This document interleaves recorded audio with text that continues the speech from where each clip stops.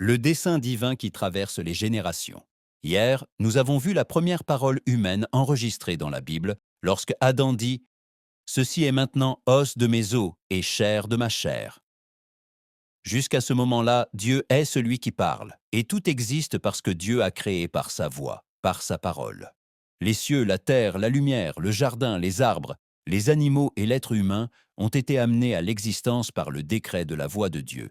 Genèse chapitre 2, verset 24 dit « C'est pourquoi l'homme quittera son père et sa mère, s'attachera à sa femme, et ils deviendront une seule chair. » Ici, la parole de Dieu établit l'ordre spirituel.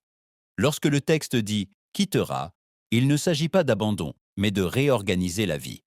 L'homme honore ses parents, mais établit une nouvelle priorité et un nouveau foyer sous la direction de Dieu. Ensuite, il est dit « s'attachera », et cette union n'est ni légère ni passagère. C'est un lien ferme, un engagement réel, une alliance reconnue devant Dieu.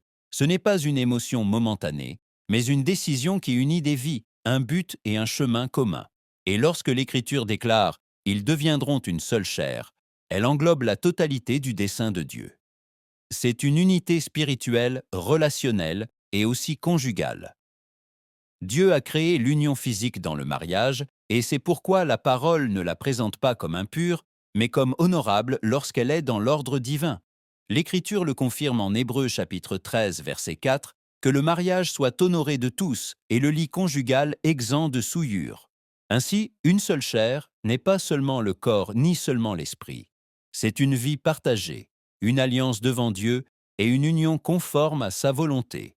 Deux personnes distinctes, unies sous l'autorité du Créateur. Ici, nous apprenons que le mariage naît de l'ordre de Dieu et non du désir humain. Nous apprenons que Dieu établit des priorités lorsqu'il dit « quittera ». Nous apprenons que la véritable union est une alliance lorsqu'il dit « s'attachera ». Nous apprenons que la vie partagée, spirituelle et conjugale est contenue dans une seule chair. Nous apprenons que Dieu ne sépare pas le spirituel du conjugal, mais qu'il l'honore lorsqu'il est dans son dessein. Ainsi, la parole de Dieu enseigne un équilibre parfait. Ordre spirituel, engagement relationnel et union conjugale sainte. Le tout soutenu par le dessein de Dieu et établi par sa voix. L'écho de la voix de Dieu.